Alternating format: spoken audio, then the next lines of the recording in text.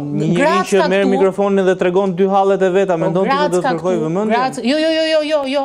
Po them ata që e kanë përdorur për të marrë vëmendjen, nuk po them populli thjesht, nuk po them targeti i studentëve, nuk po them qytetari që ka hall. Unë po them te kjo struktura e re politike që presupozohet që do vit të qeverisi duke zhbërë këtë që është ekzistuese. Kjo është revolucioni dhe ky revolucioni që kërkohet është i gabuar se ky do të çojë vetvetiu te fragmentarizmi. Nuk ka nevojë që të vi përçarja nga jashtë. Do jenë ata vetë brenda që do përçahen si rrjedhoja e egove të brendshme. Kjo është problemi këtu. Ajo që do të ishte më e realizueshme është presioni që bëhet, që është realizuar tashmë dhe ky ka qenë efekti pozitiv i protestës, një proces shumë organik i presionit të vazhdueshëm për të çuar përpara reformat, spakun me drejtsinë e re, për të kërkuar mbase edhe po ata kërkojnë gjë më shumë, kërkojnë dorëheqjen e qeverisë dhe slogani i tyre është Rama në burg, Berisha në burg në mënyrë simbolike që janë kundër të vjetrës. Se e kam shumë të rëndësishme dhe lëre pastaj debatin me aktorët kryesor të debatit dhe këtu jemi tek pika që ky refleksioni duhet vi nga partitë e mëdha politike dhe është shumë organik dhe shumë i qëndësishëm dhe shumë i drejtë që protesta e ka prodhuar dhe do ta prodhojë, që partitë e mëdha të fillojnë të reflektojnë që sot duhet një lloj rotacioni, të vinë dhe të rinjt janë shumë të përfaqësuar, të ketë një proces më organik demokratik të brendshëm e të tjerë që kjo them do transformoj mendësinë e funksionimit të dy partive të mëdhaja. Ju mendoni që ata duhet të besojnë ende se partitë e vita do reflektojnë, do zgjohen dhe do thonë tani e kemi gabim.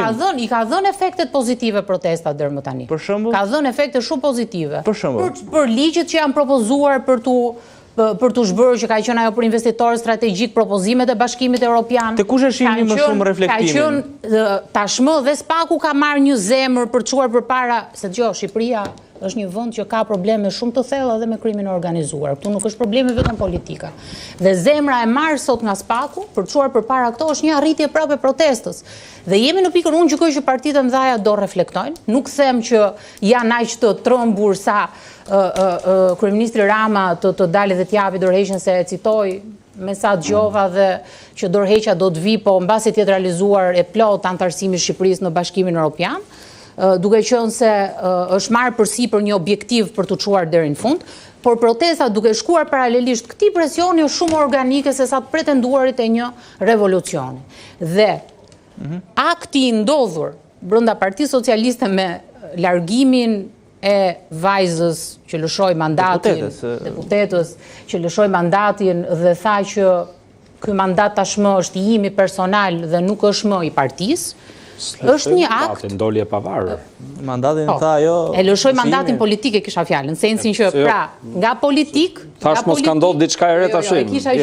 Nga politik tha që ky mandat është i imi tani personal, nuk është më i partisë.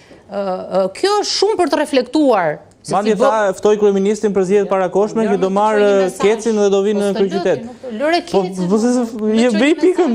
Pika është kjo. Kjo lëvizje tashmë tregon që brenda aty duhet shikohet shumë mirë mënyra se si bëhet përzgjedhja e përfaqësuesve, sepse më shumë se sa show që bëjnë individët që përzgjidhen për të qenë përfaqësues brenda një partie politike është e rëndësishme besimi. Është e rëndësishme konsistenca, sa kosto merr ti mbi vete për të mbrojtur bindjet e tua.